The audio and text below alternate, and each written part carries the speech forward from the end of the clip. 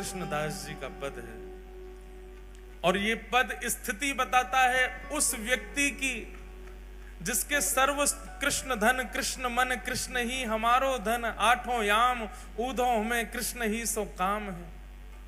जिसकी स्थिति सर्वस्व श्री कृष्ण बन चुके हैं वो ऐसा ही हो जाता है। भैया एक बात हमारी सुनो, अपने ठाकुरों को, आप सबके घर में ठाकुर जी हैं,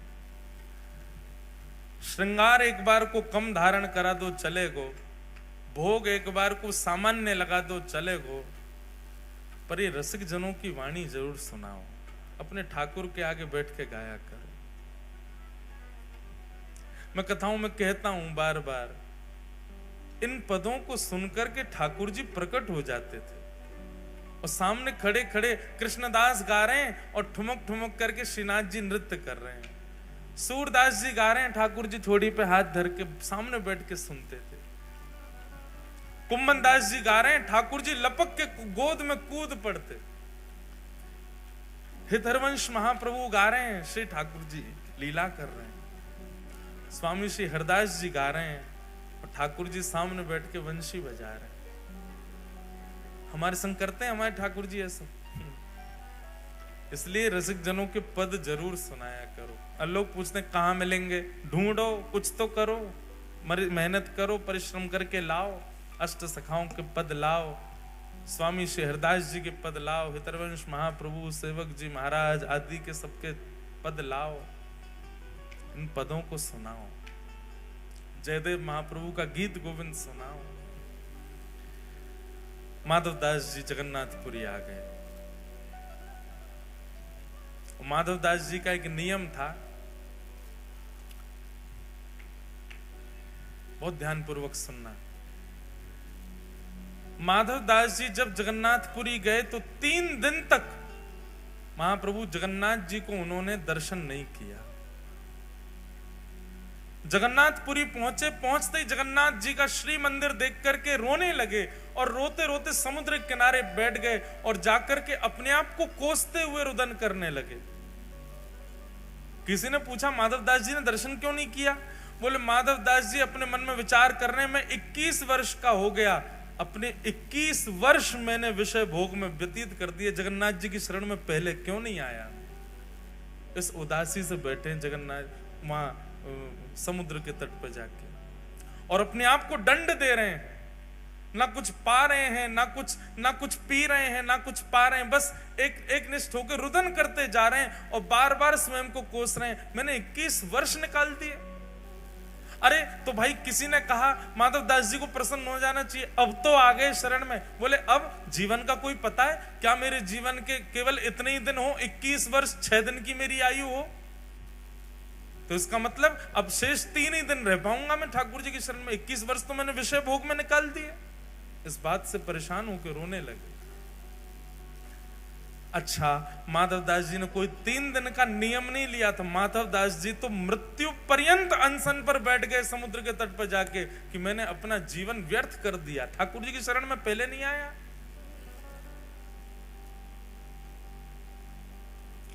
तीन दिन बाद महाप्रभु जगन्नाथ जी ब्रह्मवेदी पर बैठे हैं, महाप्रसाद सामने रखा है, लक्ष्मी मैया हाथ जोड़ करके खड़ी हैं, ठाकुर जी से कह रही हैं नाथ भोग आरोग। जगन्नाथ प्रभु कह रहे हैं देवी इच्छा नहीं हो रही। क्यों? आप तो जगन्नाथ हो, आप तो प्रसाद देखते ही महाराज हाथ लंबे कर लेते हो, दूर दूर से पाने लग जाते हो, और आज आपको इच्छा नहीं हो रही, क्या बात है?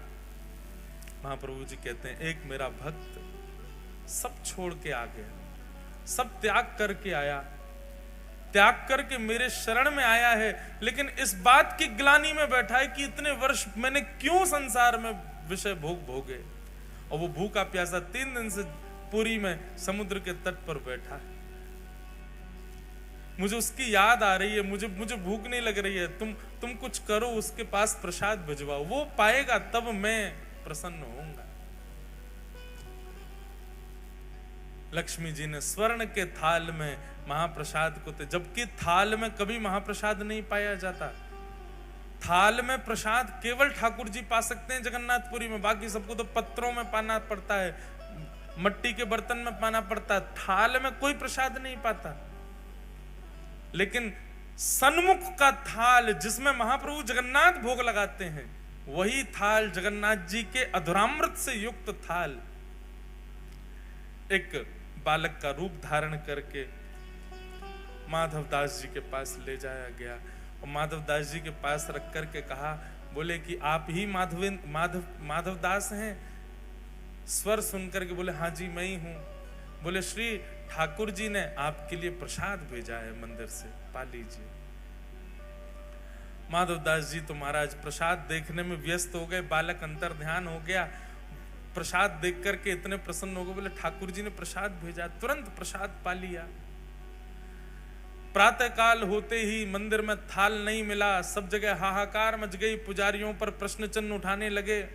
गजपति महाराज ने पुजारियों को खड़ा किया, थाल कहां गया ठाकुर जी का? सब बोले हमने तो भीतर ही पधराया, पता नहीं कहां गया।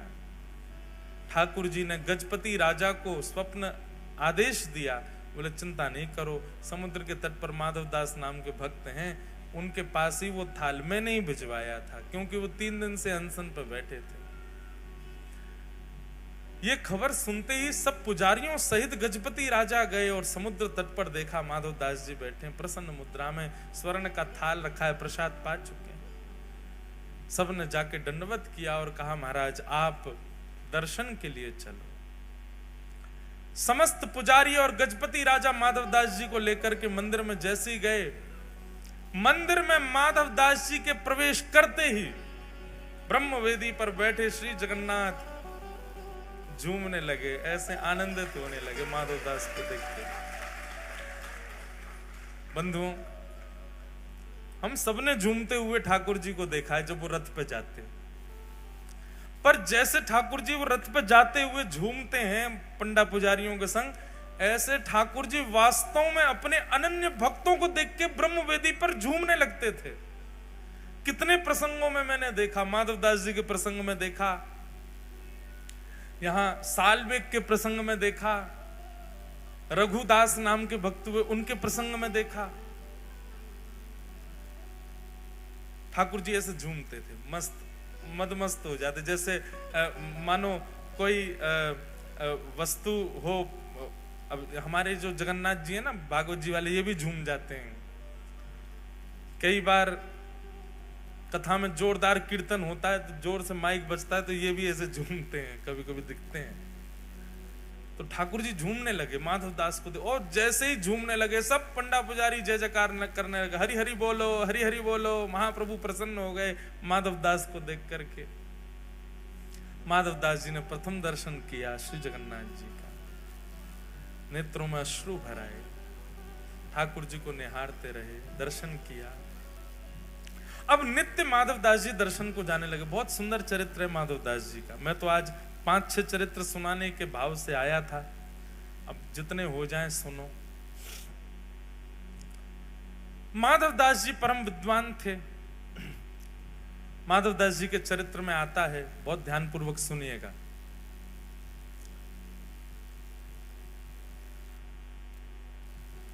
एक परम विद्वान पूरे भारत में घूमते घूमते सब जगह विद्वानों को परास्त करते हुए सब जगह से विजय पत्र लिखवा लेता था कि मैं जीत गया। काशी गया तो काशी में उसको किसी ने कहा, बोले सुनो, अगर तुमने जगन्नाथपुरी के माधवदास जी को हरा दिया तो हम मान जाएंगे कि तुम पूरे विश्व के विजेता, क्योंकि उनसे बड़ा विद्वान इस समय पृथ्वी पर कोई भी नहीं है। माधवदास जी को हरा के दिखा। ब्राह्मण देवता तुरंत जगन्नाथपुरी गए, जगन्नाथपुरी में ढूंढने लगे कहाँ है माधवदास। किसी ने बताया वो कुटिया है माधवदास की। पहुंच गए, माधवदास जी को जाके कहा, हम अपना परिचय दिया, अपने विजय पत्र दिखाने लगे दुनिया भर के, मैं यहाँ से जीत करके आया हूं। अब मुझे किसी ने कहा है आपको हरा दूंगा तो मैं विश्व विजेता माना जाऊंगा। माधवदास जी बोले ये सब हमको करने की इच्छा नहीं, हम विद्वान इसलिए नहीं बने कि सबको अपनी विद्वत्ता का प्रमाण दें। अच्छा एक बात है, वैष्णव, बहुत ध्यानपूर्वक सुनिएगा, वैष्णव यदि गुणवान होगा तो अपने गुण को छुपाएगा। जो गुण प्रकाशित करता हो, समझना उसकी भक्ति अभी कमजोर है। बहुत ध्यानपूर्वक सुनिए। जो ठाकुर जी का स्वीकार्य किया गया वैष्णव होगा, वो अपनी कला को, अपने गुण को, अपने स्वरूप को, अपनी श्रेष्ठताओं को छुपाएगा। ये तो संसारी व्यक्ति का लक्षण होता है कि बात बात पर दिखाना कि मुझ पर धन कितना, बात बात पर बताना कि मुझ में गुण कितने, बात बात पर प्रकाशित करना कि मुझ में कलाएं कितनी। ये भक्त का स्वरूप थोड़ी होता है। भक्त तो गोपनीय रखता है अपने स्वभाव, स्वरूप और अपनी योग्यताओं को। इसलिए हमारी प्रार्थना विशेष रूप से उन लोगों से जो ऊर्ध्वपुंड धारण करते हैं और गले में कंठी पहनते हैं। आप वैष्णव चिन्ह अंकित हो गए हो, अब तो गोपनीय हो जाओ। क्योंकि आप जब मुझसे कक्ष में मिलने आओगे तो नहीं कहूंगा, मैं ये बात मंच से ही कह सकता हूं कि आपको अपना गुण नहीं बताना चाहिए, अपना स्वरूप प्रकाशित मत करो कि आप कितने योग्य हो। वैष्णव का इस स्वरूप नहीं होता। वृंदावन में एक संत रहते थे, बहुत ध्यानपूर्वक सुनना। उन संत की महिमा इतनी थी कि महाराज चित्रकूट तक उनका प्रकाश हो गया। चित्रकूट के एक संत ने सुना कि वृंदावन में एक बड़े अच्छे संत हैं, वो ऐसे हैं, ऐसे हैं, ऐसे हैं, सब उनका भाव सुना। तो चित्रकूट के उन महाराज जी की इच्छा हुई कि मैं भी जाऊं वृंदावन, जाके उन संत का दर्शन करूं। कहां रहते हैं? बोले केसी घाट पर विराजते हैं। तो चित्रकूट के महाराज जी वृंदावन आए। बहुत ध्यानपूर्वक सुनो सब लोग, इधर देखो वैष्णव कैसा होता है। फोन तो थे नहीं कि उस पर फोटो मंगा लिया हो कि संत का फोटो भेज दो या उनकी वीडियो भेज दो, कुछ था नहीं। पहुंच गए वृंदावन। अब पूछते पूछते जा रहे हैं, ये फलाने संत कहाँ रहते हैं? बोले वहां चले जाओ, परिक्रमा मार्ग में केसी घाट पर रहते हैं। केसी घाट के समीप पहुंचे ही थे चित्रकूट वाले महाराज जी। उन्होंने जाकर के फिर पूछा किसी से, बोले भैया ये अमुक नाम के संत कहाँ हैं, मुझे उनके दर्शन करने। तो जिस व्यक्ति से पूछा वो बोले अच्छा उनके दर्शन करने हैं क्या? बोले हाँ, मैं भी अभी जा रहा हूं उन्हीं के दर्शन करने के लिए, आप मेरे संगी चल देना। बोले हाँ भैया ये बढ़िया है, बार बार कहां ढूंढेंगे, आपसे ही पूछ लेंगे। अभी आप एक काम कीजिए, मैंने प्रसाद बनाया है ठाकुर जी का, आप पा लीजिए। कहां से आए आप? बोले चित्रकूट से आए भैया। ओहो चित्रकूट से आए, हमारे ठाकुर जी का प्रसाद पा लो। बैठा दिया, बैठा के उनको प्रसाद पवाया। प्रसाद पवाने के बाद बोले भैया आप चलो महाराज जी के हमको दर्शन करा दो। बोले अभी महाराज जी का समय नहीं है दर्शन का, वो ना 2 घंटा बाद मिलेंगे। 2 घंटा क्या करोगे? बोले क्या करें? बोले प्रसाद पाया, थोड़ी देर पौड़ लो, सो जाओ हमारे पास से। आसन बिछा दिया, बढ़िया सुंदर चद्दर। अरे हमको नींद नहीं है। नहीं नहीं सो जाइए ना, आप इतनी दूर चित्रकूट से आए हैं। उन नहीं माने तो जबरदस्ती उनको सुला दिया। बोले लेटो आप। हाथ पांव दबाने लगे, पैर पकड़ के मसलने लगे, हाथ दबाने लगे, पैरन में घी लगाने लगे। अरे भैया काय को इतनी सेवा कर रहे हो? हम जिस काम के लिए आए वो आप करने नहीं दे रहे। उन महाराज जी से हमको मिलना, उनसे मिलवा दो। अभी ले चलूंगा, थोड़ी देर हमको सेवा करने दो ना, मैं भी जाऊंगा वहां पे, आपको ले चलूंगा। इतने में कोई तीसरा व्यक्ति आया। अब वो महाराज जी बेचारे चिढ़ गए थे। बोले भैया हम आए थे अमुक नाम के संत हैं उनका दर्शन करने, और जब बाबा ने हमको पकड़ लिया यहीं पर, हमको पहले भोजन करा दिया, अब हमारे हाथ पांव दबा रहे हैं, जबरदस्ती पैर मसल रहे हैं हमारे। इनसे बोलो हमको छोड़े, हमको उनके दर्शन करने। वो तीसरा व्यक्ति जो आया वो प्रणाम करके बोला आपके जो चरण दबा रहे हैं ये वही महाराज जी हैं जिनसे आप मिलने आए हो, ये वही संत हैं। चित्रकूट से आए हुए संत जो थे उनके नेत्र सजल हो गए। बोले मैंने जो सुना था ना, मुझे लगता था कि मैं देखूंगा तो उनका भाव अनुभव करने का प्रयास करूंगा, पर मुझे पता ही नहीं, मैं पिछले 2 घंटे से उन्हीं के भाव देख रहा था।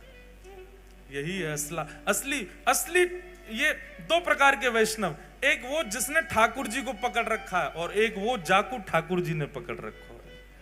जिसने ठाकुर जी को पकड़ रखा है ना, वो हम सब हैं। हम में आडंबर भी है, हम में दंभ भी है, हम में प्रकाशन भी है, हम में सब कुछ है।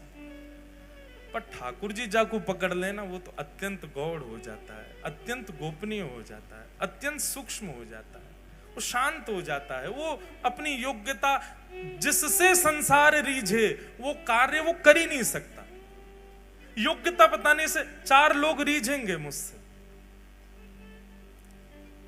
और वैष्णव को डर लगता है कि कहीं वो रीझ ना जाए मुझसे। मैं जिसको रिझाने के लिए बैठा हूं केवल वही रीझे। मीराबाई कहती, हो बाला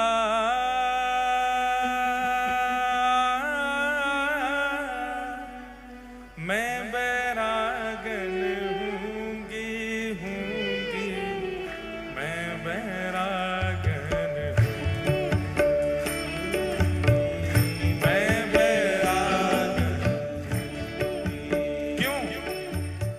इस पूरे पद की जो विशेष लाइन है ना, जो विशेष बात है मीराबाई की। आप लोग कहोगे मीराबाई भी तो प्रकाशित कर रही हैं कि मैं बैरागन होंगी, सबको गा के क्यों बता रही हैं? उनका कहने का एक ही उद्देश्य है, जिससे सब रीझे उसलिए नहीं। गाना मेरे साथ। जिन भेषा मारो सावरो रीझे, जिन भेषा मारो सावरो रीझे, जिन भेषा मेरो सावरो रीझे, जिन भेषा मेरो सावरो रीझे, मैं सोही भेष धरूंगी, मैं तो सोही भेष धरूंगी, हाँ मैं तो सोही भेष धरूंगी, हो मैं तो सोही भेष धरूंगी,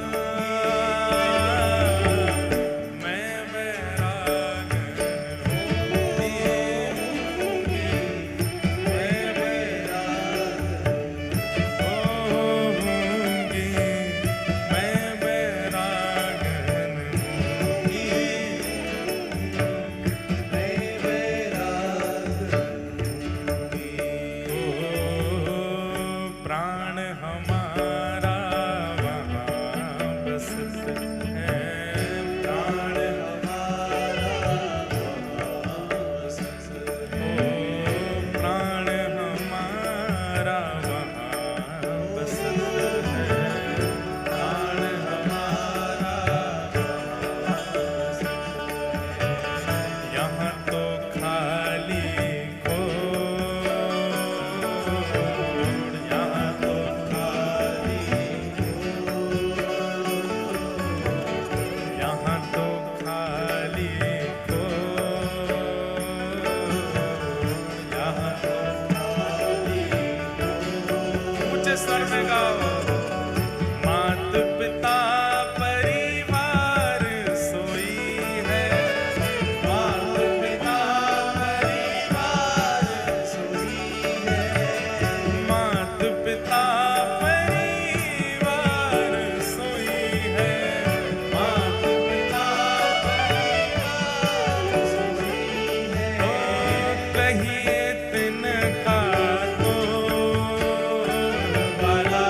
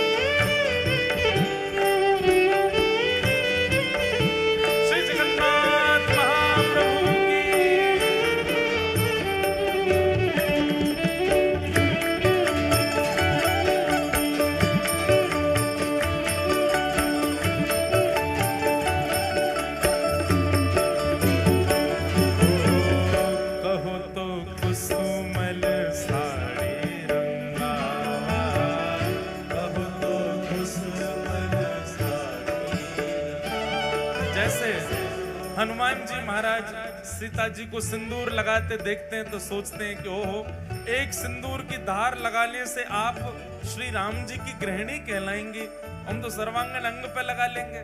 ऐसे मीराबाई भी साधुओं से संतों से पूछती हैं, आप गेरुआ वस्त्र क्यों पहनते हैं? बोले इससे ये पहचान होती है कि हम ठाकुर जी के हैं। मीराबाई महाराज वही पहन के आ जाती हैं। बोले जिससे ये पता लगे कि मैं श्याम सुंदर क्यों, मैं तो वो पहनूंगी। कहो तो कुसुमल साड़ी रंगावा, कहो तो कुसुमल साड़ी रंगावा, कहो तो भगवा